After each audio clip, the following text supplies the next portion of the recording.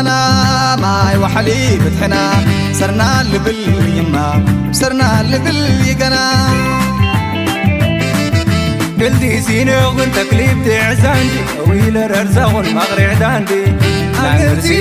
لي عيشاندي تكليف تحساندي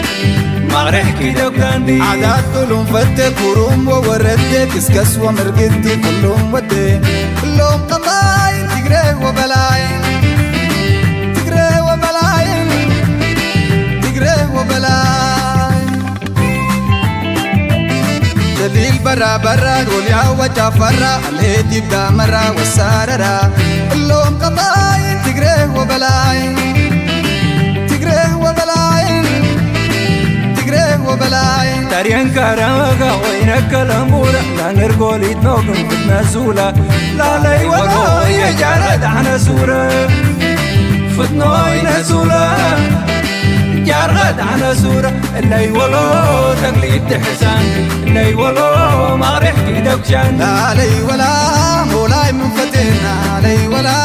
أتحب حابرنا اللي يولو تقليد تحسان اللي يولو ما رح كيدك شان لي ولا حونا وقوارنا لي ولا منتو فناتنا لا لي ولا لنا لا لي ولا لي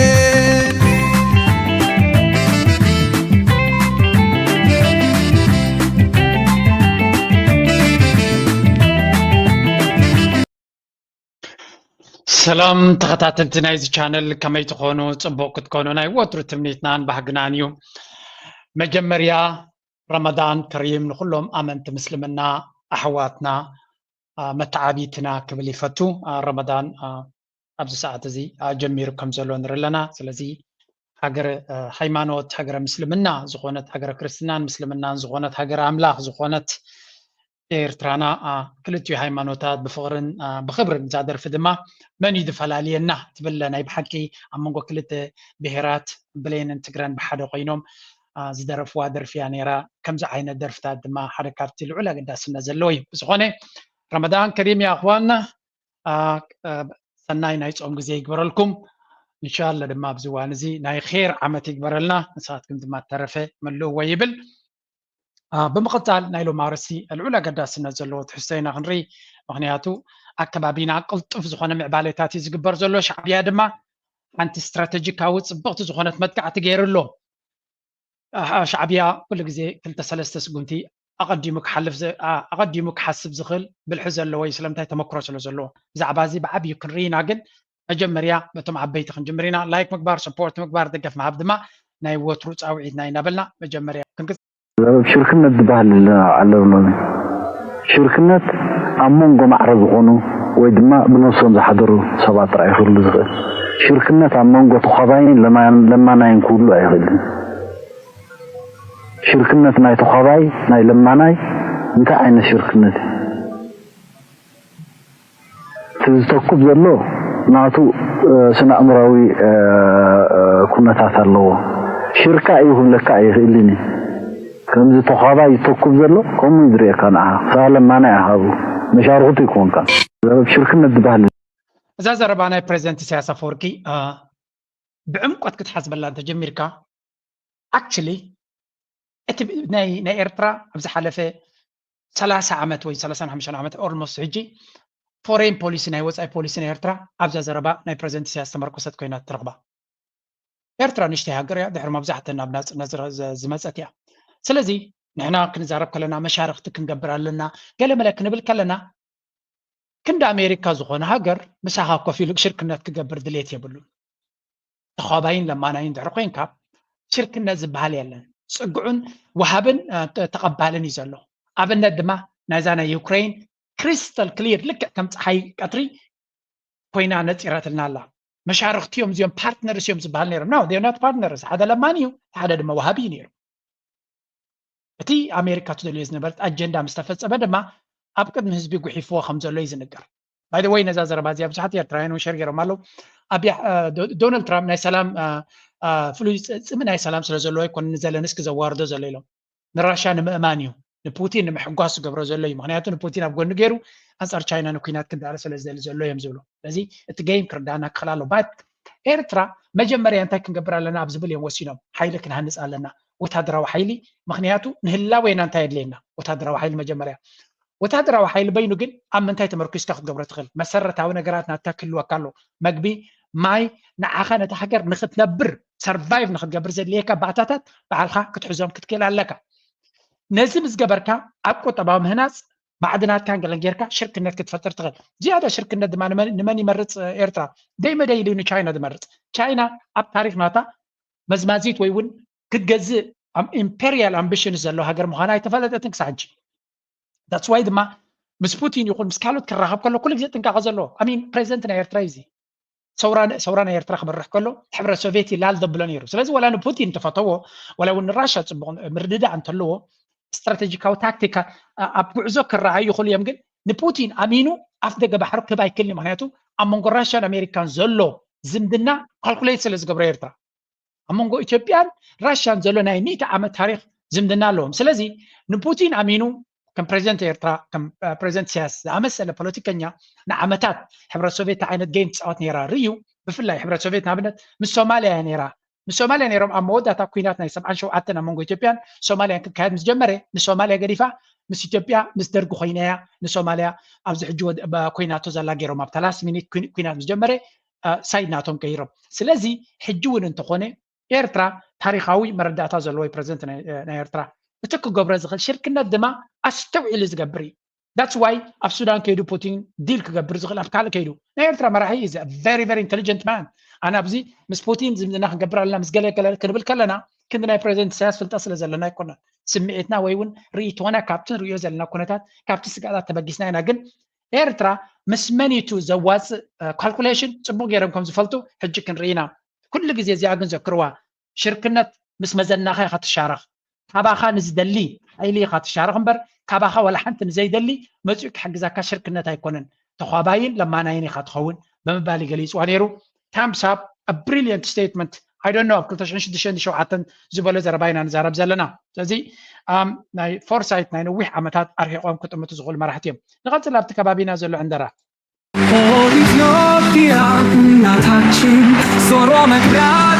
መቼም ኢትዮጵያዊ ሆኖ አሰብ በታሪክ ዘራፊዎች የተሰረቀ የትውልድ መብታችን መሆኑን የሚረሳ አለ ተብሎ አይታሰብም። ነገር ግን ባለፉት 30 ዓመታት ይህን ሀቃችንን እንዳንጠይቅ እንደ ትልቅ ሀገር ልጆች ትልቅ እንዳናስብ የሀገራችን ደካማ ፖለቲከኞች በማይረባ የዘር ጉዳይ እንድንጠመድ ማድረጋቸው የሚካድ አይደለም። እንኳንስ የሚገባንን የባህር በር ስለማግኘት ቀርቶ ወያኔና ሻዕቢያ ፍቅር በፍቅር በሆኑበት የጫጉላ ሽርሽር ሰሞን የተሰራውን ሸፍጥ አንስቶ ማውራት በሕግ የሚያስጠይቅ ሆኖ ቆይቷል። አሁን ግን ከወደብ አልፎ የባህር በር ከመጠየቅ ተሻግሮ አሰብን መልሶ በእጁ ሊያስገባ የቆረጠ የነቃ ትውልድ ተፈጥሯል። ኢትዮጵያውያን ዛሬም ልክ እንደ سنتايم زبل زلو أبزي زحلف عمتات بتحدى أي تجزعنا نحن حيالاتنا نعنا زتنكف حيلي لن قبل خلو بتخالد ما عمونكو حدنا نتبالعنا كنبر بحرنا عسبناتنا كم زخنة رجس أنياتات سلو زخنا بحرنا المملاس وانو حجيو تاريخ زفلتن ودايوز استوعلن ولدو توليد له النابلو عسب ترايدي كونس دارجا دبوباوك أي بحر بمولو كوس دو كم زدليو بستفل عليه من قدي بستود بذا فيديو خريكم أنا عكوا بكل من قدي تزور زلايا زي كاله حلو في حالفهم زي حتى سعاكم يعني حسب مسوسدنا مندق كنسرحنا إيرتراويان كي مسؤولنا يبلو كان مندق أنا فتيا حسب مسوسدو ده يكون أجن مندق عبدوبنا إيرتراويان إثيوبيان كن قبرنا مندق مبالم نبي حق فتيا صبغت يا زيا مندق دوز قبرني يروم على ما حجزونا ولا نايت كفرق نايت مندق كمان إيرترا مخفلته زي بالمنات على الناني مندق صار لاي كمان دونالد ترامب كمان في مكسيكو مندق قبر على نايلو of course reasonable يكونن معناته دوبنا إيرترا إثيوبيان as you I don't know كندي أمايتو بشحات كيلومترات قطر زخلي نقوله مندق سميته نهنت أنا قالني زاد لينا أنا مندق كم قبرلو أبزوان زي واني كونن عموني لكن لساتهم كم قبرن تدحسبوا كن سبقينا حسب وسيدهم forget it it's not gonna happen بحفشة كنت أنا مندق حسابناتهم حماق يكون تكمتري وده لهم درجانة حسب سفيز غنا propaganda يقبروا خمسة لون وتدراهم دلوات يقبروا خمسة لون يزارب زلوا ملسك بوصل زغون كيس معوانسا የሚል ስምን ማስተጋባት ጀምሯል። በዓለም ዙሪያ ሀገራት ድንበሮቻቸውን ዳግም እያሰመሩ ነው። ታሪካዊ ግዛቶቻቸውንም እያስመለሱና ለብሔራዊ ደህንነታቸው ቅድሚያ እየሰጡ ነው። የሩሲያው سنتايم زبل زلو بوتين اب يوكرين زدليو بحيلي يملسالو دونالد ترامب ونتخوني اب بنما يكون جرينلاند بحيلي كوسد يحسبالو نحنا دما حيلي سلازلنا حسب نخنا مالس نخلينا يم زبل زلو ازي زربازي توم برومينينت نابي اكتيفيستس ززورو زلو زربايزي ترى نغرا يكونن سلازي تمنسيز بيرترا كل سب استوعيلو كريو زلوي بخال منقدون بكل يوم ازي كونتات زي زاورو زلو سلازي እቲ አካይዳ ናቶም ንሶም ንዓሰብ ንምምላስ ሰራዊት አበጊስና ለና ገለ ብቻ ሳይሆን ከዓለም ተገሎ የኖረው የሷ ኢኮኖሚ ጋር የማይነጻጸሩ በጦር ኃይል አቅሟ ከአፍሪካ ቀዳሚ 5 ውስጥ የምትገኝ የቀጠናው ሩሲያና አሜሪካ የሆነችው ኢትዮጵያ እንደ ህልውና አስፈላጊነት የምትታየውን አሰብ የማስመለስ ሙሉ መብት ብቻ ሳይሆን አቅምን ከነሙሉ ክብሯ እንደያዘች ይታወቃል። ዓለም አቀፍ ጂኦፖለቲካው ለኢትዮጵያ መቺ ሆኖ መምጣቱ ብቻ ሳይሆን ከዓለም ተገሎ የኖረው የአስመራው አምባገነን አገዛዝ ከመቼውም ጊዜ በላይ ለአደጋ የተጋለጠበት ድንግዝግዝታው ላይ መሆን بحفشة استراتيجي ناتهم إيرترا بزوان زي كاب عالم تنسيلا سلازلا مستي هاجرات دليتاتهم كسمروا لهم يوكرين دفتنا زلوا راشا غير وزبل وزلوا دونالد ترامب زفت فتنا زلوا نحن دما حسابنا خلنا سمرنا خلينا زبل حسابي عن ملصقن رياي ناسو ሀገራችን ክፍል ስቲል ወደዚህ ምክንያቱም ለባህር በር ቅርብ መሆኑ ለቀይ ባህር ቅርብ መሆኑ እንግዲህ 1300 ኪሎ ሜትር የቀይ ባህርን ኮስት በተንበተንም ብለው ቢሆን አፋሮች ይኖሩበታል። በኤርትራ ያለውንም በጅቡቲ ያለውንም እስከ ፖርት ሱዳንም ይኖራሉ አፋሮች። እንደዛ ተበትነው ግን የኢትዮጵያ ኬዝን ኢትዮጵያዊ ነኝ ካልክ በቂ ነው። ከፖርት ሱዳን እስከ ድራስ ዱሜ እንደك يحسويهم قصم ترحا ف كم زيهم حسوت زبريه يفلتني يعني كنت قال هون قابعين قالن حيزهم ودهم سبيتهم عبيهم نشتهم حلافيهم ولا تراهم كلاتهم حسوت زي حجسي عفار بيرترا زلو بمولهم زارباتهم يتمثلن اثيوبيا هنا اين عفار اثيوبيا قبل ولا تما باثيوبيا زلو عفار تبل هاجركم مسرتيهم زدليو ترديهم اللغه بحر وسيدهم عفار تبهر هاجركم مسرتهم بر اب تحت زيهم تجوقينهم كنبري دالينهم اب اديس ابا حلاف لهم دي بلهم كمان يفلتني نالبات حنت انت لاتهم زي تاخذ كون تخل نسا دما انت كتبل سلتدلي ابو مصيوم مالو ربيو اوكي بيس بلوزي دحان ኤርትራ ትገብሮ ዘላ ስትራቴጂካዊ እንቅስቃሴ ተቀንዳ አገዳሲ መጀመሪያ ኤርትራ ካልኩሌትድ ሙቭ እዮም ዝገብሩ አሰብ ንኤርትራ አገዳሲ መሬትና እዩ ታሪኻዊ ብኩሉ መንገዲ መሬት ኤርትራ እዩ መካትዕን መዛረብን መልሲ እውን ዘድልየ ኣይኮነን ሓደ የግዳስ አንዳር ጎረቤት ከም ዘለና ኩልና ንፈልጦ ኢና ስለዚ አሰብና ኤርትራ ኢትዮጵያ ንኸይትሕዞ ካብ ኤርትራ ንላዕሊ ዝጭነቕ ሓይሊ ኣሎ ብዓለም ግብፂ ድማ ይበሃል I saw when I said Sidma Asmarat Tabilu. We said that this is the biggest statement. The biggest statement is you. Minister Gudat was Ainato, top diplomat night Hagar Malatu, Kal Aidari Alsisa Malatu, Aber Trahidu, this president says Tarahibom, Gudina Sudan Tazaribom. Of course, Gudina Sudan, Kadamana Zalon you. Again, already in Ethiopia, I think in Azimsrahi Maslani, Margats and Atom Koyru Jamira Malokari comment time Hanu. Slazi. كما كان لنا bilateral relations مونغو إيرتران جبتن زقبر زلو زمدنا قطعال كراهو بسلو زلو منيستر قديات وصايناتهم أسمرا مزيوس بريزنت سياس تراخيبهم it's a very important نبي إيرترايم دو مسو زلو إيرتراي كون كيدا أوكي إثيوبيا يمس أنا سلو زلو قلملي انتهى اللو قلقلي كمو خبال ونبور انديو إيرترايم كوم يكونتن people need Eritrea إيرتراز دلي وابزحاتي إيرتراي مريز أزدليا strategically إيرتراي كقدس أزغل حاليا مريز أزلا ካብ ሰውራ ናይ ኤርትራ ጀሚርካ ግብፂ ዘገድሳ ናይ ኤርትራ ስለምንታይ ግብፂ ኢትዮጵያ ትበሃል ሃገር ኣብ ቀይ ባሕሪ ሓንቲ ሜትሮ እውን ክትረግፅ ኣይደልዩን እዮም ካብ ቀደም እዮም ዝብሉ ኮለ ኢትዮጵያን ኮም እዮም ዝብሉ እዚ ጉዳይ እዚ ሓሸውየ ናቶም ተሰሚያ ግብፂ መጀመርያ ናይ ኤርትራ ክትሕግዝ ዲኖ ዋይ ናይ ኤርትራ ክትሕግዝ ከም ትኽእል ግብፂ they know ሻዕብያ ንኣቢ ዓሰብ ክኽልክሎ ዘይኮነሲ ኣብ ኣዲስ ኣበባ ክፍንቅሎ ከም ዝኽእል ፅቡቅ ገይሮም እዮም ዝፈልጡ ግብፂ ይክልዎን እዮም እሱ መይበ ከቢድ ነው ኤርትራ ግን እትዝቃለለ ታስክ መኻን ይፈልጥዩ ሓደ ኤርትራ ሰራዊትን ምድብ ሃገርን እዩ ድልው ድማ ንኹነታቱ ምናልባት ተወሳኺ ኣፅዋር ክትበትኽእል ክትሕግዞ ትኽእል ትኸውን የድልየዩ ኦፍ ኮርስ ድሮናት የድልየዩ ሚሳይላት የድልየዩ ስለዚ we see the clear indication ኣብ ኣስመራ ዝተገበረ ትራይላተራል ሪሌሽንሽፕ ኣብ መንጎ ኤርትራን ሶማልያን ግብፅን ዝተገበረ ድሕሪኡ ድማ ኤርትራን ግብፅን ብሓደ ዝገበሮ ብሓንቲ ሃገር ተታሃሪመን ክልትየን ሰለስትየን ብሓደ ክሰርሓ ምዃነን ስለዚ ኢትዮጵያ ናብ ኤርትራ ክመፅእ ተኮይኑ ግብፂ ኢሚዲየትሊ ሪስፖንድ ክገብር ምዃኑ ዝገልጽ ውዕል ተፈራሪሞም ከም ዘለው ገሊፆም ነይሮም ስለዚህ ሉላውነትን ግዛታዊ ሓድነትን ናይ ሰለስተ ሃገራት ሰለስቲኦም ብሓደ ኮይኖም ክዕቅብዎም ምዃኑ ተዘራሪቦም ነይሮም ኣካል ናቱ ድማ ኣብ ኤርትራ ገፁ ሓፍኮፍ ክብል ስለ ዝጅምር ዘሎ ኣቢ መፅኡ ነቲ ጉዳይ እቲ ይርእይዎ ኣለዉ ስለዚ ብዓብዩ ንጉዳይ ብግልፂ ክትገብሮ ስለ ዘይብልካ ኣብ ሱዳን ዘሎ ጉዳይ ንኽፍታሕ ኩልና ዝከኣለና ክንገብር ኣለና ጉዳይ ናይ ቀይ ባሕርን ናይ ቀርኒ ኣፍሪካን ድማ ናይ ኩልና ምርድዳእ ዘድልዮን ሓበራዊ ስጉምቲ ዘድልዮን እዩ ቲምስ addressed in greater depths include the quest for expeditious and peaceful solution ጉዳይ ናይ ሱዳን ብሰላማዊ መንገዲ ንኽፍታሕ ኩሉ ዝከኣለና ክንገብር ኣለና ኤርትራን ግብፅን ሓደ ዓይነት ግንባር እዩ ዘለወን ኣቡ ሓደ ዓይነት መረዳእታ እዩ ዘለወን under national building ግብፅ ኣብ ጎኒ ኤርትራ ምህላዋ ቭላድሚር ፑቲን ዝኾነ ይኹም ምንቅስቃስ ንኸይገብሩ እውን ዝዓፅዩ ክትፈልጡ ዘለኩም ምናልባት እየ ዝብለኩም ፑቲን ኣብይ ክሕግዞ እዩ ዝብል ዝኾነ ይኹም ካልኩሌሽን የብለየን ግን whatever happens ግብፂ ወይት ኣለዋ ምክንያቱ ንፑቲን ዝያዳ ክትሓንቆ ትኽእል እውን ግብፂ ኣብቲ ስትራቴጂካዊ ምንቅስቃሳት ማለት እዩ ግብፂ ኣብ ጎኑ ንክትከውን ፑቲን ብዙሕ ይፅዕር ዋላ ቻይና እውን ኣሜሪካ ሰለስቲኦም እዮም ዝፅዕሩ ዘለዉ ስለዚ ዝኾነ ይኹን ካብ ዓበይቲ ፓወርስ ናብ ኢትዮጵያ ክመፅእ ዝኽእል ሓገዝ ንኸይህሉ ግብፂ ካውንተር ባላንስ ናብ ምግባር እውን ተራ ኣሎ ስለዚ እዚ ግምት ምውሳድ እውን የድሊ ስለዚ ኤርትራ ምስ ግብፂ ትገብሮ ዘላ ስጉምቲ ኩሉ እቲ ኢትዮጵያ ክትገብሮ ትኽእል ዓንዳር ኣካይዳ in a brief statement after ናይ መወዳእታ ተሪኻዮ foreign minister Dr. Badr Abdulati stated that the periodic consultations are aimed at cultivating common positions vital matters of regional security and stability ስለዚ እዚ ቀፃሊ ርክባት ድማ ኣብ ዞባ ዘሎ ምንቅስቃሳት ኣብ ግምት ምእታው ሓደ ዓይነት ዕላማን ሓደ ዓይነት ኣካይዳ ክህሉን ዝሕግዝ ምዃኑ እዩ ዶክተር ፎሬሲስ እውን ፖስት ገይርዋ ነይሩ ናይ ብሓቂ ብዙሓት ኤርትራውያን ፖስት ገይሮማ ዝሕጉስ እዩ it's a very important ብወገን ግብፂ ዝበልዎ ከዓ ሚኒስትሪ ጉዳያት ወፃኢ ኣፈኛ ሚኒስትሪ ጉዳያት ወፃኢ ዝበሎ ኢን ኣስማራ ዶክተር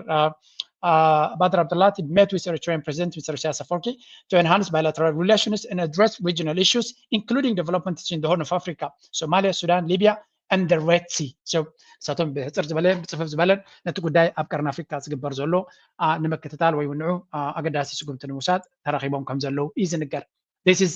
a very important move بوغن إيرترا. ولا إت diplomatic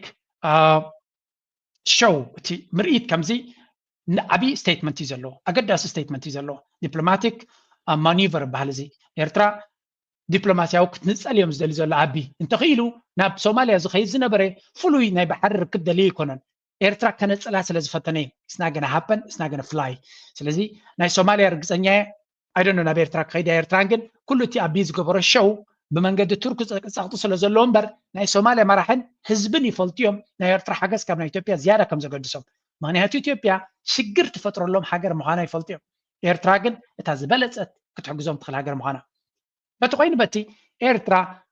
far from تنصلو ويكتنصل ويكلمله كاباسب بيغاوص يا خمزلا نزه جزلو كنت هدما ملو بملو دلونات كمزلوا نغطل ابزي ኢሳያስ አፈወርቂ በሰሜን ኢትዮጵያ ዳግም ግጭት ለማባባስ እየሰሩ ነው የሚለው የዶክተር ሙላቱ ተሾመ ጽሁፍ የኔ አቋም አይደለም ሲል የኢትዮጵያ መንግስት አስተባበለ። የኢትዮጵያና ኤርትራ ግንኙነት ያለበትን ሁኔታ ያመላክታል የተባለው የኢትዮጵያ የቀድሞ ርዕሰ ብሔር ዶክተር ሙላቱ ተሾመ በአልጀዝራ ድረገጽ ላይ የጻፉት የግል አስተያየታቸውን ነው ሲል የውጭ ጉዳይ ሚኒስቴር ይፋ አድርጓል። የውጭ ጉዳይ ሚኒስቴር ቃል አቀባይ አምባሳደር ነቢያ ጌታቸው ዛሬ በሰጡት ጋዜጣዊ መግለጫ ላይ የቀድሞ ኢትዮጵያ ፕሬዝዳንት በቀጠናው ላይ ያላቸውን ልምድ ተመርኩዘው የግል አስተያየታቸውን የሰጡት በማለት ከኢትዮጵያ መንግስት ጋር አያያዝም ብለዋል። የቀድሞ ኢትዮጵያ ፕሬዝዳንት ዶክተር ሙላቱ ከአንድ ሳምንት በፊት በአልጀዝራ ድረገጽ ላይ ባወጡት ጽሁፍ የኤርትራ ፕሬዝዳንት በሰሜን ኢትዮጵያ ዳግም ግጭት ለማባባስ እየሰሩ ነው ሲሉ ከሰው ነበር። ይህን ተከትሎም የኤርትራ ማስታወቂያ ሚኒስቴር የማነ ገብረ መስቀል በማህበር ከምድሬ ዘለና ኣብ ቢቢሲ እቲ ሚኒስትሪ ጉዳያት ወፃኢ ናይ ኢትዮጵያ መፍኮርስ ነቲ ማሕበረሰብ ዓለም ንምሽካዕ ዝጥቀመሉ ዘሎ እንዲዚ ብኩሉ እቲ ኣባላት ሚድያ ናቱ ብተደጋጋሚ ክገልጹ ከም ፀንሐ እንታይ እዮም ኢሎም እቲ መንግስቲ ናይ ኢትዮጵያ በቲ ናይ ቀደም ፕሬዚደንት ዝወፀ ቃል ንመንግስቲ ኢትዮጵያ ዝውክል ኣይኮነን ኢሎም እቶም ናቱ ኩሎም ኣዳኽርቲ ናይቲ ኣብ ግን መንግስቲ ኢትዮጵያ በዓሉ ዘውፅኦ ምዃኑን ደይመደይሉ ብመንገዲ እቲ ናይ ኢትዮጵያ መራሒ ዝነበረ ክገብሮ ከም ዝመረፀን ገሊፆም ነይሮም። ስለዚ ኦልሬዲ እቲ ኩነታት እቲ ኢንቴንሽን ናቶም ርዱእ እናኾነ እናመፀ ከሎ ንዓለም ከሽክዑ ድማ ይፍትኑ ኣለዉ። እዚ ፅቡቅ እዩ ቃል እዩ ዝስሕብ ዘለዎ ንሕና ናቱ ቃል ገይርዋ እቲ ስትራቴጂ እውን ከምዚ ነይሩ ሓደ ተቐባልነት ዘለዎ ብህዝቢ ይኹን በቲ መንግስቲ እውን ቅርበት ዘለዎ መንግስቲ ጌርካ ንኤርትራ ዶ ኣብቲ ፓብሊክ ትኸሳ ሽዑ ማሕበረሰብ ዓለም ዝገብሮ ግብረ መልሲ ትርኢ እዩ እዚ እንታይ ዓይነት ግብረ መልሲ መጽእ ድሕሪ ጽቡቕ ተኮይኑ ንስኻውን ትደግሞ ድሕሪ ፀገም ክፈጥር ዝኽእል ምንቅስቃሳት ርኢኻ ድማ ኖ እቲ ዝበለ ሰብ ናይ ነፍሱ ርእይቶ ገይሩ መንግስቲ ኢትዮጵያ ግን ከምኡ ይኮነን ዕላማ ናቱ ስለዚ መንግስቲ ኢትዮጵያ ምስ ኤርትራ ብቐጥታ ኣብ ኮንፍሮንቴሽን ክኣቱ ድሌት ከም ዘይብሉ በዛ ፅሕፍቲ ገይሩ ነቲ ቴስቲንግ ደ ዋተርስ ይብልዎ እዚ ነቲ ማይ ንምዕቃን እዩ እንጨይቲ እናተወ ይዕቅብ ነይሩ ኣብይ ኣሕመድ እንታይ ዓይነት ግብረ መልሲ መፀኒ ይኸውን ኣብይ ኣሕመድ ስትራቴጂ ናቱ ንፁር እዩ ኪያስ ዕግርግር ፈጢርካ ኣብቲ ዕግርግር ዓመታት ናይ ስልጣንካ ምንዋሕ እዩ ስለዚ እቲ ኣጀንዳ ካብ ጉዳይ ናይ ከምቲ ንሪኦ ዘለና ጉዳይ ናይ ኣምሓራ ዝገብርዎ ዘለው ሓይሊ ነበርትዕዎ ዝኸዱ ዘለው ናይ ሸነ ምብርትዐ ኣብቲ ውሽጢ ኢትዮጵያ ብቁጠባ ነውፅእ ዝመፅኦ ዘሎ ብካልእ ፀገማት ዝመፅኡ ዘሎ ኩሉ ነገራት ኣብ ግምት ብምታው ገለ ነገር ድራማ ዓብ ክፈጥር ክኽእል ኣለዎ ምስ ኤርትራ ድዩ ምስ ገለገለ ኢልካ ካብቲ ዘሎ ውሽጣዊ ነውፂ ንግዚኡ ዕረፍቲ ክበካ ዝኽእል ስለዚ ብነውፂ ዘመሓድር መራሒና ንርኢ ዘለና ኬያስ ወይ ከዓ ዕግርግር ወይ ሽግር ብምፍጣር ነቲ ሽግር ንዑ ማነጅ እናገበረ ዓመተ ስልጣኑ ዝቕፅል ዘሎ መራሒ እምበር ብርግኣት ከም ማሕደር ዝኽእል መራሒ ከም ዘይኮነ ድሮ ንመብዛሕትኡ ሃገራት ዓለም ኣብዚ እዋን እዚ ፅቡቅ ገይሩ በሪህሉ ዘሎ ኩነታት እዩ ብሓፈሻ ኣብዚ ክልተ ነገራት ክንርኢ ክንፍትን ኢና ነቲ እዚ ዘረባ እዚ ምውፁእ ፅቡቅ እዩ ድሮ መንግስቲ ናይ ኣብይ ኣሕመድ እግሩ ክሕፅር ይፍትን ከም ዘሎን ዳይሬክት ኮንፍሮንቴሽን ወይ እውን ናብ ኩናት ክኸይድ ዝኽእል ስጉምቲ ንክወስድ መደብ ከም ዘይብሉ ዘርኢ ኩነታት ንርኢ ኣለና which is good de-escalation እዩ already እቲ ዝኸይድ ዘሎ ግን እቲ ሓቀኛ ምስሎም ግን ኣብዚ ክንሰምዖ ንኽእል ኢና ስማዕዮ ምስኪ የራሷን ጥቅም አላት ብሔራዊ ጥቅም አላት ኢትዮጵያ የራሷን ብሔራዊ ጥቅም አላት ይህን ብሔራዊ ጥቅሟን የምታገኝበትን መንገድ ትንቀሳቀሳለች ልክ ኤርትራ እንደምትንቀሳቀስ ኢትዮጵያም ትንቀሳቀሳለች በዚህ ብሔራዊ ጥቅም ውስጥ ምናልባት ሁለት መንግስታት መካከል መነካካል ሊፈጠር ይችላል አልፎም ተርፎም ምን ይመድስ ነገር የለም ትላንትና ወደ ነበር ጦርነት ኃይል ነገርም ልንመለስ እንችላለን ነገር ግን በዚህ ሂደት ውስጥ መነካት የሌለበት አንድ መስመር መቀመጥ ያለበት ምንድነው የኤርትራ ህዝብና የኢትዮጵያ ህዝብ ግንኙነትን በሚያበላሽና ያለው ነባራዊ ሀቅ ሕጂ ሃገራዊ ረብሓ ናይ ኤርትራን ኢትዮጵያን ነፍሲ ወከፍ ሃገረን ናተን ረብሓ ከውሕሳ ክኸዳየን እቲ ረብሓ ናተን ድማ ተገራጫው ክኸውን ስለ ዝኽእል ኩናት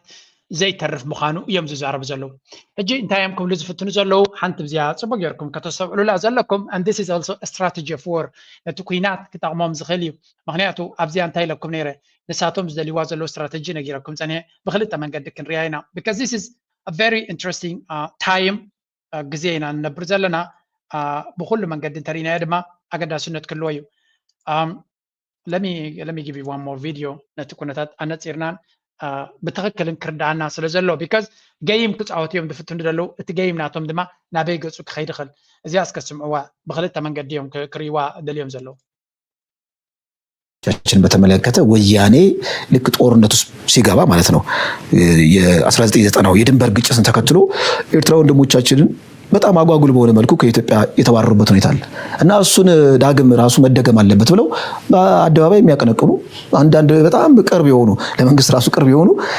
አክቲቪስቶችን አስተውያለሁ እንዴ በቃ ሻንጣቸውን ተከለው መሄድ አለባቸው የሚል ነገር ባለፈው ሪፖርተር ጋዜጣ ይዞ ዶክተር አብይን ሕጂ እንታይና ንርኢ ዘለና ብሓፈሻ ኣብዚ ክብልዎ ፀንዑ መንግስቲ ኢትዮጵያ ደይመደይሉ አክቲቪስትስ ናቱ ብፍላይ ናብ መንግስቲ ቅርብ ዝበሉ ሰባት ኤርትራውያን ቦርሶም ጠቕሊሎም ክጥሮ ዘለዎም እዮም ዝብሉ ዘለው ነቶም ኣብ ኢትዮጵያ ዘለኹም ሰባት I don't know what kind of warning ብፍላይ ቶም ቤላ ኣለና ኣብ ኢትዮጵያ ገለ ዝብሉ ዘለው ከማኹም ቅድሚ ሕጂ ከምኡ ኢሎም እዮም እንታይ ከም ዘጋጥሞም ዝፍለጥ እዩ ኣማራፂ ዘይብሉ ሰብ ሽግር ዘለዎ ሰብ ኣምላኽ ምሕረት የውርደልካ መመክሒ እውን ኣይኮነን እዚ ጉዳይ እዚ ርእስኻ ኣድኒንካ በስማሚልካ ንበር ክሳብ ዝኾነ ዝኸውን እቲ ዓቕሚ ዘለዎ ኣማራፂ ዘለዎ ግን I think ናይ ኢትዮጵያ ጉዳይ ኣይገብርዎን እዮም ኣይጭክኑላን እዮም ኢሉ ዝሓስብ እንተሎ okay whatever ናቱ ጉዳይ እሱ ግን ብሓፈሻ ኢትዮጵያ እንታይ ክገብሩ ይኽእሉ ዘይተረድኦ እንዳሎ ኮይኑ ንዑ ዝምልከት እንድዩ እዚኦም ሕጂ እንታይ ክፈጥሩ ዝፍትኑ ዘለው ኣብ መንጎ ህዝቢ ኤርትራን መንግስቲ ኤርትራን ጋብ ክፈጥሩ እዮም ዝፍትኑ ዘለው ንሳቶም ንህዝቢ ኤርትራ ዝሓልዩ ምዃኖምን ንህዝቢ ኤርትራ ዝሓልዩሉ ኣብ ኤርትራ ዘሎ መንግስቲ ንምግምጣል ድማ ካብ ሓልዮት ህዝቢ ኤርትራ ዝተበገሰ ምዃኑ ኣብዚ እውን ነጊረኩም ነይረ ስትራቴጂ እንታይ ምዃኑ ያዘች ይታወቃል። ዓለም አቀፍ ጂኦፖለቲካው ለኢትዮጵያ መቺ ሆኖ መምጣቱ ብቻ ሳይሆን ከዓለም ተገሎ የኖረው የአስመራው አምባገነን አገዛዝ ከመቼውም ጊዜ በላይ ለአደጋ የተጋለጠበት ድንግዝግዝታው ላይ መሆናችን ወቅቱን እጅግ ተመራጭ ያደርገዋል። ኢሳያስ ያንገሸገሻቸው ኤርትራውያን ወጣቶች የነገዎቹ የድህረ ሻቢያዋ ኤርትራ መሪዎች ያገዛዙን ፍጻሜ ለጭቁኑ ሕዝብ ሊያበስሩ ወደ አፋር በረሃ መውረድ ጀምረዋል። ሶሪያ ውስጥ በሽር አልአሳድን ከዙፋኑ የገረሰሰው ትግል ቀጣይ ወደ አፍሪካ ቀንድ ዘልቆ ኢሳያስን ሊጎበኝ ይገባል የሚል እምነት ያላቸው ግለሰብ ብሓፈሻ ናይ ራሻ ጉዳይ ነቲ ናይ ሱርያ ናባና ናብ ኤርትራ ክመፅኦም ዝምነይዎ ዘሎ ኣይተረድኦምን ሱርያ ክትከውን መጀመርያ ሃገሮም ከም ክትከውን ምዃና ኣይተረድኦምን ኣሎ ብሓፈሻ ነዚ ዘሎ ናይ ህዝቢ መንሰይ ተጠቂምና ነቲ ፕሬዚደንት ናይ ኣብ ኤርትራ ዘሎ ፖለቲካ ክንቅይር ኢና እዚ ድማ ንረብሓ ህዝቢ ኢትዮጵያ ንህዝቢ ኤርትራ እውን ንሓልየሉና እዮም ዝብሉ ዘለዉ ጆክ ግን እቲ ጆክ ኣቃሊልኩም ኣይትረኣይዎ ኣብዚኣ ክልተ ነገራት ከሪአኩም ሓንቲ ቪድዮ ረኺበ ነይረ ኣይደኖ ሕጂ ኣብ ዝቐረባ ኣይርአነ ዘለኹ ባዕላቶም ነቲ ኣካይዳ ናቶምን ምስጢር ናቶምን ባዕሎም ይነግሩና ኣለዉ መብዛሕትኡ ሰብ ግን ባዕሎም እናነገርዎ ከሎ ኖ ከምኡ ማለቶም ኣይኮኑን ካብ ልቦም ኣይኮኑን ከምኡ ዝብሉ ዘለዉ ሓሳቦም እውን ከምኡ ይኮነን ካልእ መደብ ስለ ዘለዎም ገለ እናበለ ነብሱ ዝጥብር ሰብ ትርኢኻ ንነብሱ ጠቢሩ ፀገም የብልና ንህዝቢ ክጥብረልና ዝፍትን ክኸውን ከሎ ግን ልዑል ጥንቃቐ ክገብር ክኽእል ኣለዎ እቲ ህዝቢ ኣይ ካን ፋይንድ ቪድዮ እንተድረኽባ ነይረ መራኽኹም ነይረ ግን ብሓፈሻ ኣብዚኣ እቶም ኣክቲቪስትስ ናይ ኢትዮጵያ ኖርማል ኣክቲቪስትስ ከም ዘይኮኑ ክርዳእኩም እዚኣ ስምዕዋ ስዩም ተሾመን ይንቁታል እንደ እብድ ይቆጥሩታል እና ለሱ እውቅና መስጠት ነው ከሱ ጋር ስለሱ መናገር ምናምን አያስፈልግም ይላሉ ኖ አልስማማም በዛ ስዩም ደንበኛ የስርዓቱ መገለጫ ሰው ነው ስርዓቱን የሚያሳየን አይን ነው እሱ ስዩምን መክሰስ ማለት የኢትዮጵያን መንግስት መክሰስ ማለት ነው ዶክተር አብይ የቀይ ባህር ጥያቄ ማንሳቱን ተከትሎ እዚ ሰብ እዚ ነዚ ሰኽራም እዚ እንዶይ ተምፃልና ኣልፊ ሰኽራማት ዶገለ ይብሉን እዮም ኣብዚ ገለገለ ሰባት ከም ይብሉ እዮም እዚ ኢትዮጵያ ፖለቲከኛ እንታይ ብል ነይሩ እዚ ሰብ እዚ ነዚ ኣቃሊሉ ዝርኢ መንግስቲ ኢትዮጵያ ኣቃሊሉ ዝርኢ ኢሉ እዚ ሓደ ካብቶም ቀንዲ ኣገደስቲ ቅርቢ ነቲ መንግስቲ ዝኾነ መንግስቲ ኣብ ክገብሮ ንዝደሊ ዝዛረብ ሰብ እዩ ስለዚ ነዚ ምክሳስ ማለት ንመንግስቲ ኢትዮጵያ ክትከስስ ተደሊኻ ነዚ ኢኻ ትኸስስ ኢሉ ካብቲ መንግስቲ ዘውፅኡ ሓበሬታ ዝያዳ ኣገዳሲ ሓበሬታ ብመንገዲ እዚ ዝወፅእ እዚ ከዓ ብተደጋጋሚ ኣብ መንጎ ኤርትራን ኢትዮጵያን ውግእ ዘይተርፍ እዩ እናበለ ክዛረብ ፀንሐ እዩ ስለምንታይ ድሌት ናይ መንግስቲ ኢትዮጵያ ስለ ዝፈልጥ ነቲ ህዝቢ የለማምዶ ከም ዘሎ ስለዚ ነዚ ሰብ ዝፈልጥ ርኢና ክንፈርህ ኣለና ወይ ገለ ማለት ኣይኮነን እዚ ሰብ እዚ ድሌት ናይ ኢትዮጵያ ይነግረና ኣሎ እቲ ፅቡቅ ነገር ኤርትራ ለማንም ድልውነት ኣለዋ ጥራይ ዘይኮነስ እቲ ምስ ግብፂ ዝተገበረ ዲፕሎማስያዊ ምንቅስቃስ ድማ ግዚኡ ዝሓለወ ኤግዛክትሊ ቨሪ ኢምፖርታንት ሚስ ካልኩሌሽን ከይገብራቢ ምልክት ሂቦም ኣለዉ ኤኒቲንግ ካብኡ ዝቐፀለ I don't know ሕጂ መፅኡ እውን እኮ ኣጆ ካብ ጎኒ ካለና ጥራይ ኣይኮነ እንታይ ክንገብር ንኽእል ከም ተባሂሉ ከም ዘሎ ፍሉጥ እዩ እንታይ ዓይነት ስጉምትታት ክህሉ ከም ዝኽእል ንሳቶም ድሮ እታ ድራማ ጀሚራ ኣላ ኩሉ ግዜ እታ ድራማ ብአን እያ ትጅምር ኤቭሪባዲ ኖውስ ኣብ ዩኤን ሓንቲ ድራማ ክሰርሕ ክትክእል ኣለካ ድሕሪኡ እታ ድራማ ናብ ትግራይ ክትእትዋ ኣለካ that's why እታ ድራማ ድሮ ክትሰርሕ ጀሚራ ኣላ ኣብዚኣ ስምዕዋ current context, there is no likely prospect that the domestic judicial system will hold perpetrators accountable for the violations committed in the context of the Tigray conflict and in other cases.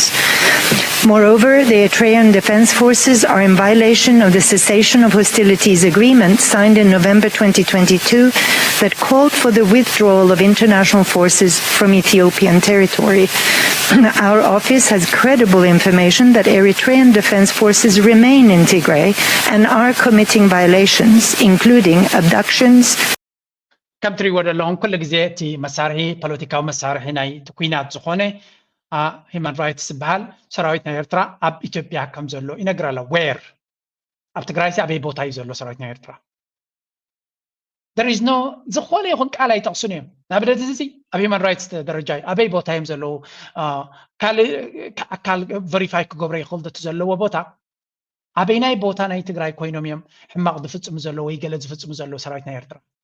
حجي sometimes بلو زلوا اتازرباتيا حجي اب يو ان كبزه يزرب شو تدراما بيت خيد لك كمتي وترو كم زيادة خيش كيما تقعدت عبل علينا يبصح الليل بيرو سلام ጸጥታን ትግራይ ምስ ኤርትራ ሚስጥራዊ ይኹን ቅሉዕ ርክብ ዝበሃል የብልናን ዝበለ ቢሮ ሰላምን ጸጥታን ትግራይ ናይ ሓሶት ፕሮፓጋንዳታት ከይዛረዩ አብል ዕሌና መጥቃዕቲ ይፍጸማሉ ክብል ድማ መሰረተ ዘይብሉ ጻዕዳ ሓሶት አንሳፊፉ ምህላው ከብልውን ነቲ አብ መንጎ ኤርትራን ትግራይን ሕቡእ ርክብ ይግበራሉ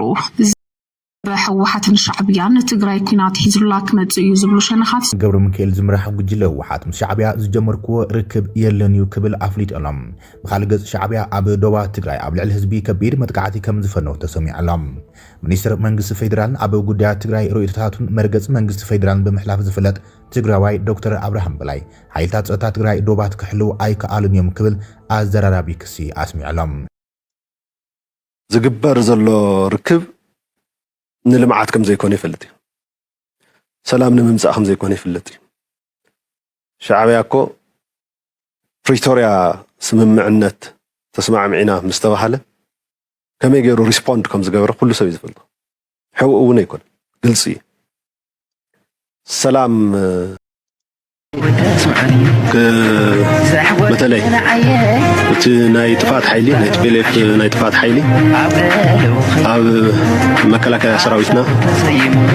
حدث مسفصمه نعو تقتلوا استقايده ناي حق مخبار اوبريشن تناي تفات حيلي بتدغاغام ناوس مرا روكيتنا توكسه نتنا ايرترا سراويت بجدي ناب نوعلو نمكل خال قبل ناب تجراي بوردر حليفو اتي سلازي حزي بوانانت تجديدو زاتو وكان تقول تنا بوردر حليفو وزلوا كابتات ملو بملو يفيدر مكلاكيا سراويت كتحز نسون نايرترا سراويت كعا نافت زنورو بوردر كملس تسمع معنا لنا A few moments later شعبياكو بريتوريا سممعنت تسمع معنا مستوحله كم يجرو ريسبوند كم زغبر كل سوي زفلطو حقوقنا يكون قلصي سلام هاجرنا خيمز مثلك عبد تجراي كيهلي عبد تجراي زل تنكارن ስለዚህ እዚኦም ሰባት እዚኣቶም እዚ እቲ ፖለቲካዊ አካይዳናቶም ዓሰርተ ግዜ ሰብ ክርድኦ ዘለዎ ሓድሽ ባህሪ እውን ኣይኮነን ዘለዎም ዝደጋገም እዩ ዋን እንጂ ህዝቧን አንፈልግም የሚለው አሰራር የት እንዳደረሰን እናውቃለን የት እንደደረሰ ከእንግዲህ ወዲያ እዋጋለሁ የሚል ካለ መንገዱን ጨርቅ ያርግለት የኤርትራን ህዝብ አንበረክካለሁ የሚል ካለ መንገዱን ጨርቅ ያርግለት ኤርትራ መሬቷን እንጂ ህዝቧን ዘጂ ኣብቲ መጀመርያ ከይተደላደለ ከሎ ኩርሱ ዝብሎ ዝነበረ እዩ ኩርሱ ምስ ተደላደለ ግን አንጻር ኤርትራ እንታይ ገይሩ ኢና ያለና ስለዚ ዝደጋገም ታሪክ ብዝተፈላለየ መንገዲ እዩ ድመጽእ ሕጂ መልክዕ ቀይሮም ክመጹ ጀሚሮም ኣለዉ ብዝተፈላለየ መንገዲ ድማ እነዚ ኩነታት እዚ ክደፋፍኡልና ጀሚሮም ኣለዉ ንሳቶም ድማ በዚ እስከስምዕዎም ኣብ ኤርትራ ስርዓታዊ ለውጢ ከምፅእ ኢሉ ይሓስብ ድዩ ካብ ፖለቲካን ሃይማኖትን ካልኦትን ውዳበታት ነፃ ዝኾነ ናይ ሲቪክ ማሕበር እንድሕር ዳ ኮይኑ ከመይ ገይሩ ምስ ብርኬትና ሓመዱ ሓደ ይኹን ዝብል ሕቶ ልዕለ ነይረ ኣይመለስካለይን ስርዓታዊ ለውጢ ኣብ ኤርትራ ክመፅእ ትቃለሱ ድኹም ይትቃለሱ ኣብኡ ከሕጂ ዝመፅእ ዘለኹ እቲ ብርጌድና ሓመዱ ከም ካልእ ኣካል ናይ ሕብረተሰብና ምንቅስቃስ ከምቲ ንኣብነት ኣብ ናይ ትግራይ ተመፂኺ ባይቶና ክኸውን ንኽእል ዋሕቱን ክትኸውን ትኽእል ከምኣቶም ጌርኪ ፖለቲካ ውዳቤታት ወይ ምንቅስቃሳት ረኣዮ ማለት እዩ ሕጂ እዚኣቶም ኩሎም ንዓና ስቴክ ሆልደርስ ናይቲ ንገብሮ ኣብ ምምፃእ ሰላም ምንቅስቃስ እዮም ስለዚ ሓደ ዋላ መሪሕነት ዘለዎ ወፍሪ ሰላም ኣብ ፖለቲካ ክሳተፍ ክኽእል እዩ ብውልቁ ዝደለየ ፖለቲካ ኣብ ብርጌድ ምና ሓመዱ ክሳተፍ ክኽእል ካልኦት ዘለዋ ናይ ኤርትራ ውድባቱን ክሳተፍ ክኽእል ስለዚ ንሱ ናዛናት ካለ ነጭ ካብ ፀሓይ ፀዕዱ ሓቂ ዓቢጡስ ፃዕዳ ፃዕዳ ብል ኣሎ እዩ መጎስ ፀለሎ ዝመስል ዘረባላ ዛረብ እሞ ዝኣምነሉ ባዕሉ ዝኣምነሉ ነገር መንነትካ እዚ እንታይ እዎ هو نصيرات لي انا انت ترديني نيرو تقراوي برتا تقرينا كل بال اب حزب تقراينا اب ايرترا حزب تقراينا اب حزب تقراينا اب ايرترا دلو تفانا باي تقرينا سي تقراوي دبال مغنياتو انا ولا شير غيريان يرسي امحارو امحارኛ ተዛረቡ امحارو ተባይሎም ሲ ትግርኛ ተዛረቡ ሀስ እንታይ ናት ነው ነው ኤርትራውያን ተለምለው አይነፈልኝና ንጽርቲያ ማለት ነው እንጂ ምክንያቱ አና ወላ ሼር ጌሪያን የረሲ امحارو امحارኛ ተዛረቡ امحارو ተባይሎም ሲ ትግርኛ ተዛረቡ ሀስ እንታይ ናት ነው ነው ኤርትራ حمد كعده انجليزي تزارب امريكاوያን ከዳ ተኸትብሎም ይኻ እንግሊዛውያን ተኸትብሎም عرب تزاربا بسعودية زلو عب قبط زلو خانتا خطبلو ميخا اتيرسوم ازيوم يوم كاتوم اكتيفيست ساب قدميت كوينم نتمنى سيك صلو وزفتنو كومنت زخون انا بسويسرلاند يزغمت جرمن تزاربو سويساويان اللو هي جرمناوين دي خطبلو نعمك فرنش تزاربو فرنش تزاربو بنيو زلو خانتا خطبلو انتاي مسلكم ولاتي نمن كدقفي لي مسيح جيت نتي درافاي نعوك دقفي لندي مزوج تدرافاي كان بعلي انا قد ما 10 عامسي تقراوي مخاني يفلتنا نيره قد 100 عامت هنا يفلطوا يفلتني نيرو نعينا مليسنا يلو زين بري خسره كازلغه كم تاز زين بري صراح كادما اكد ما خاكت موت يا اتوم نساتهم ديفندز قبروا لهم زلو خنتاي لهم ينعقوا نت حزب ايرترا زيوم سبات زياتهم ني بحكي زفنفنو سبات يمزبلكم بخميه نتسرح امنغو مرب معدو زلو تغارون مربون ناوزي زلو تغارون بزي تفطر انتراكشن يو ايرتراون نتسرح تا ايرتراونت فطاطرا يزلك زلو سو ذا ايرتراونت دي ايرترانايز تايزي تغيرا يزلك زلو دي ايرترانايزيشن مالتا مسلك زلك زلو مجمريا ነገር ኤርትራውነት ሲ ወይ በረኪና ዲዩ በገለዲ ተሐጺቡ ጸርሎ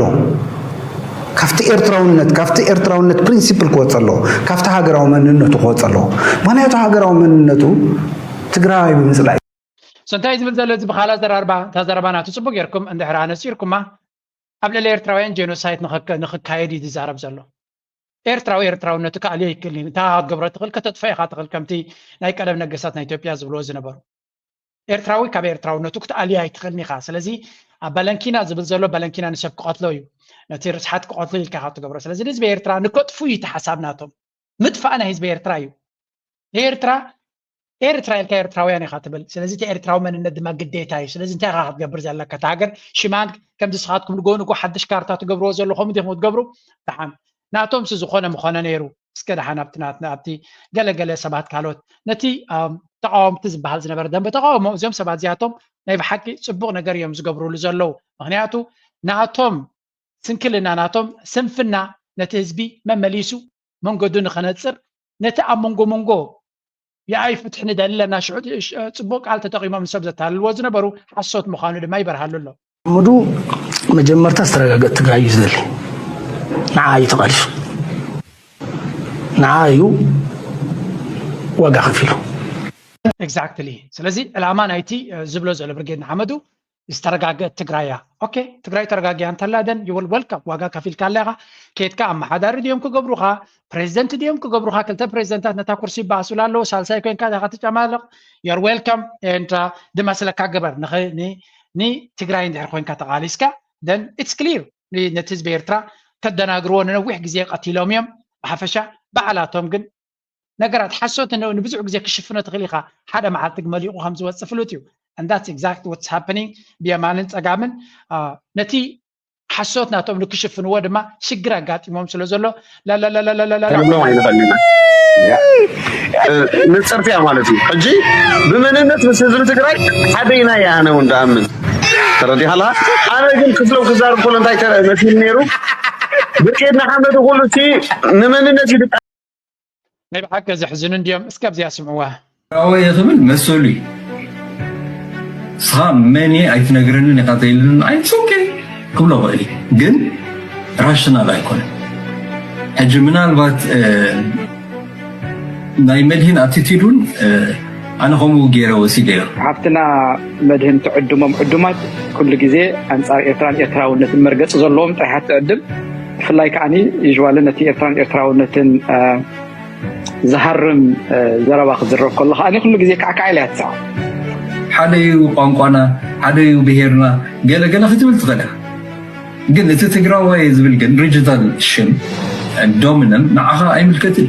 زي ناي ايدنتيتي بوليتكس ناي ماننت بوليتكس ناي إيرترا خاطو زدل زلو عند بغنيات من البعض نهزب إيرترا عب ميدا بحيل خسعر وصل زي كعلو من البعض تا أنكو تصفوهم حجي نزه هزبي بفرلاي عب هزب زلو ما حبراو ملاقبو نعوقو بنات إسكان حد حدو خمس تفانان ويدما نحد حدو خمس جاراج جيركا الداخل ካብ ፀባዲ ተረኽበ ከማይ ጨባዲ እዮም ትብልዎ ስለዚ እቲ ትፈተንዎ ካለ ኩሉ ስለደይ ሰርሐ ሕጂ ነቲ ህዝቢ ከተናውፀሉ ትኽእል ንሱ እውን ተፈቲኑ ኣይሰርሐን ስለዚ ናው ኣይ ቲንክ እቲ ኩሉ ነገራት እናተኣኻኸበ ሰብ ኣብቲ ነቲ ኣደናጊሮሞ ዝነበሩ መንእሰይ እውን ኣብ ትክክለኛ ስእሊ ይመፅእ ኣሎ እስከዚ ኣራይዋ ሓንቲ ነገር ብዛዕባ ክዛረብ ደልየ ኣለኹ ትሪዮ ኣብቲ ናይ ተዓዚም ሰላም ዝመፅእ ዝነበረ ዓብ እንታሽ ሕጂ ንስኻ ንሕብረተሰብካ ሞራል ዝህብ ድርኺ ዝህብ ሓደ እንታይ ኢሉን ተህዲድ እዩ ምፃወትኻ እንታይ መለሰ ስጋ መዓስ ክንህደድ ሓንቲ በዓልቲ እቲ ዘለካ ትርኢ ተህዲድ እዩ እቲ ዘይብሎ እናርአዩና እናሃዱድና ሱቕ እናበልናሲ ንሕና እቲ ዘለና ንሕና ወላ ታሪክና እዮም ኣብ ምግላፅ ገና ኢና ዘለና ንምንታይ እቲ ሓደ ጥዑም ፅቡቅ እንድዩ ትሕትና ግን ትሕትና ዓይና እዩ ትሕትና ትሕቲ መሬት ዝወስደካ ትሕትና እዩ እንደሊ ዘለና ዋላ ዘንብረካ ትሕትና ሕጂ how you present yourself ሕጂ እቲ ዘለና ኢና ሕና እቲ ዘለና ኢና ስኢልና እቲ ዘለና ኢና ሰብ ካብ ካልእ ቦታ የምሰና ማሽናት ካብ ካልእ ቦታ የምሰና ባቡር ባሕሪ ካብ ካልእ የምሰና ወታደራት ካብ ካልእ የምሰና ኣብቲ ግንባር ኣብቲ ዘለሉ ቦታ ኸይድና ኢና ስኢልና ከመይ ትስእሎ እዩ እቲ ጉዳይ ስለዚ نحنا مجمرتا تسبب نتي حبرتسبنا كريو له يورسل لنا ولنا ግን ከም ዝዘለሎ ገና የለን ግን ተዘለና ዘይነሉ ያ ንምንታይ ከም ሓንቲ ዘይብልና ታሽ ነገር ስድስትርለና በመጠኑ ውሑድ ኣለና ውሑድ እዩ ምስትንደልዩ ዓራፍኒ ገና እዩ ግን ተዘለና ጽፈቱን አካይዶን ከመይ why don't show it ያ حيل بحر لنا ولنا زين اليوم خميت قمنو نمتاي هاجر كان زين لا نزارب زغدلنا له شحنتن زلنا له ولنا why you don't present yourself حجي نفسها تقرب كلها وين نفسها بس زلوا تحسو تقربها كلها نمتاي كم تهديد يخسر احنا زيناتنا نكاشم زي وتحضرنا زين كاشم بس احنا نبل يلنا قدروا له شحنتن قدروا لنا قلنا تزلنا بتقرا لحد حودته لقبب بزحتا بزحت يركبها وحدو زنعق تزلوا زنعق تعبن تزبلسن عير خبرني زبان الصحة معبل دريخة أبتزلوا تصريح قومنا أبو وسخ نعونا إسكان عوق في حاجة توصخنا نجر يلا بتعمل صبغ خبزي بحرين عنها تشمو هو ስለዚህ አርቲስት ከመይ ንነውሕ ከመይ ነገር kan ህዝብኻ ኣብቲ ሕማቕ ግዜ ደገፍ ትኾኖ ሞራል ትኾኖ ድርኺት ትኾኖ እዩ እቲ ብጣዕሚ ፅቡቅ ስራሕ እዩ ምስታ ሕጂ በልዓልካ ድሕሪ ኢላ ሓሲበ ነይራ ዶ መቸም ንኣበከር ኣመስጊነ እንድየ ፀግባነ እታ ዝብላ ዝነበረ ድውሰኸላ ዘረባ የብላን I think እታ ተበግሶ ናይ ኣበከር ንኩሎም የሚኑ እዛ ቪድዮ ዝገበራ ልዕሊ ሞራል ናይ ህዝቢ ኤርትራ ብፍላይ ኣብ ደገ ዘሎ ወላ ንውሽጡ ዘለዎ ግን ዝያዳ ንደገ ዘሎ ሞራሉ ንሰማይ ዘደየበት ቪድዮ ይሰርሑ ምናልባት ነዚያ ክፋል እዚኣ ቆሪፅኩም ንኣበከር ተተብፅሑለይ ድማ ካብ ልቢ ደስ ምበለኒ ነይሩ ክቡር ሓውና ኣበከር ምስ ኩሉ እቲ ኣኽብሮት ፓርትቱ ግበረልና we really want ፓርትቱ ናይዚያ ቪድዮ እዚኣ አይኖ ብዙሕ ባጀት ከም ዝሓትት ምናልባት ባጀት እንድሕር ዘደሊ ኮይኑ እውን እንድሓቲትካልና ንዑ ዝኸውን ካምፔይን ክንገብር ንኽእል ኢና and I'm pretty sure ክንረክብ ከም ንኽእል ባጀት እውን ስለዚ ናይዚያ ቪድዮ እዚኣ ካልኣይ ክፋል ንክስራሓልና ንሓውና ኣበከር ብትሕትና ንሓቶ ማለት እዩ because ኤርትራ ኣብ ማርኬቲንግ ብንጹር ድኽመት ከም ዘለዋ ንርኢ ኣለና ጸጋታት ኣለዋ ነገራት ኣለዋ ብዙሕ ስራሕ ዝተሰርሓሎም ፕሮጀክትስ ኣለዋ ብኤርትራ እዞም ፕሮጀክትስ እዚኣቶም ነቲ ዝበዝሐ ገንዘብ ናይቲ ሃገር ድወስዱ ዘለው እቲ ህዝቢ ይሪኦም እዩ ዘሎ ህዝቢ ዝሪኦ ዘበነ ናይ በለጭለጭ ዘበን ስለ ዝኾነ ኣብ ከተማ ዘሎን ፓላሶ ዘሎን ፅርግያታት ዘሎ ፊዮሪታትን ንሱ ዝያዳ ሰሓብነት ዝረክብ ሎሚ ሚልዮናት ኢንቨስት ጌርካ ኣብ ጋሕቴላይ ስራሕ ከብዲጋ ሰብ ኣይርድኦን እዩ ክርድኦ ይክልኒ እዩ ክርድኦ ዘይምኻሉ ድማ ኣይትንዕፎን ኢኻ ከተርእዮውን ክትክል ኣለካ እዚ ኩሉ ዲጋታት ባሕሪ ዝመስል ዓሳታት እንኮላይ ዘለዎ ዲጋታት ኣብ ልዕሊ ህዝቢ ዝገብሮ ዘሎ ፅልዋ እዚ ብዝተፈላለየ መንገዲ ካልኣይ ድማ ብብዕቡል ዝኾነ ካሜራ ከምዚ ናይ ኣበከር ክቕዳሕ ከሎ እዩ ዝያዳ ውፅኢት ዘምፅእ ፍስስ ዝበለ ተኮይኑ ፅቡቅ ኣይመስልኒ ስለዚ ንኣበከር ብዝከኣለና መንገዲ ደጊፍና ክገብሮ ዝኽእል ኣይኖ ሂዝ ራኒንግ አ ካምፓኒ ዓብይ ፕሮጀክታት ማነጅ ገብር ከም ዘሎ ንፈልጥ ኢና ግን ኣይ ቲንክ ብጋይደንስ ናቱ ኣብዚ ማርኬቲንግ ዓብይ ወላ ኣብ ትሕቲ ሓደ ዲፓርትመንት ኣበከር ኣድቫይስ ክገብሮ ዝኽእል እንተዝፍጠር እውን ኣነ ካብ ልቢ ደስ ንበለኒ ማርኬቲንግ ዊ ኒድ ቱ ወርክ ኦን ዳት ኢሜጅ ናይ ኤርትራ ክቕየር ተኮይኑ ኢሜጅ ስእሊ ናይ ኤርትራ ክቕየር ተኮይኑ ወላ እቲ ናይ ኮሚኒኬሽን ናይ ዩኤን ሓላፊ ኮኸም ኢልና እቲ ጎዲሉ ዘሎ ክምላእ ክኽእል ኣሎ ብብዝሒ ትሕዝቶ ክንክል ኣለና ኢሉ ዝተፈላለየ መንገዲ ብመንእሰያት ኣብ ቲክቶክ ድዩ ኣብ ኢንስታግራም ድዩ ኣብ ፌስቡክ ድዩ ኣብ ዩቱብ ድዩ ኣብ ሊንክድን ድዩ ኣብ ኤክስ ድዩ ኣብ ኩሉ ክወርድ ክኽእል ኣለዎ ነዚ ድማ ሓደ 56 ዘለዋ ቲም ካብዞም ኮሌጅ ዝተመረቑ ጥራይ ወሲድካ ምስ በዓል ኣበከር ብቐረባ ክሰርሑ እንተጀሚሮም ቲንግስ ከን ሙቭ ፕሪቲ ፋስት ስለዚ ነቲ ዘሎ ሓድሽ ብሕጂ ዝስራሕ ድሓን ነቲ ዘሎ ጥራይ ብምዕቡልና ቀጥሑ እናሰኣሉን ኣብ ሶሻል ሚድያ ከውርድዎ ዝኽእሉ ቲም የድልዩና ኣለው ኣበከር ድማ ሂዝ ዘ ቤስት who can lead these things ወላ ኣድቫይስ ክብ ዝኽእል ኣይኖ ስራሕ ከም ዘለዎ ፍሉጥ እዩ ግን ነዚ ነገር እዚ ንክግበር ደስ ዝብሎ ስለ ዝኾነ በዓሉ ተበግሶ ገይሩ ስለ ዝገብሮ ነዚ ፕሮጀክት እዚ እውን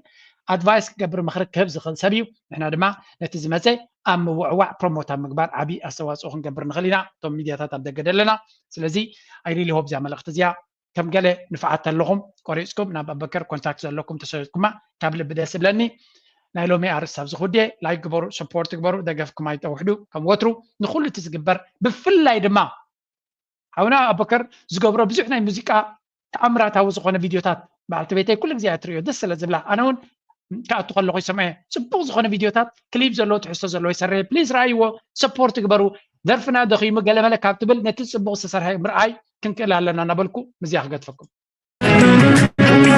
كمسل شمال قيسين تهكي قلنا ارتع وقينا شمال اللول بتحري ما تحرقكم يوم أكسلنا دول تتورب رحتنا كل مرباطة سيفين حزي ومسي نار باب الدمى وبروح سلالنا ومسي يا هم نور يا فرحنا بالخالق الرحمن ملعنا قل أورينا مرة بحرنا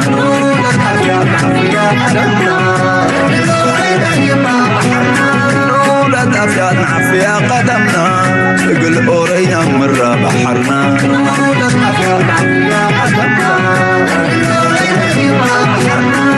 ولد أفياد عفيا قدمنا قل أورينا مرة بحرنا إلا بحرنا دي ما حنا وإرسدا عندنا تتصقبنا راياتا إلا بحرنا دي ما حنا وإرسدا عندنا تتصقبنا راياتا أورينا عمل عباي متاتا من إيدايا اليوم مسحت حزياتا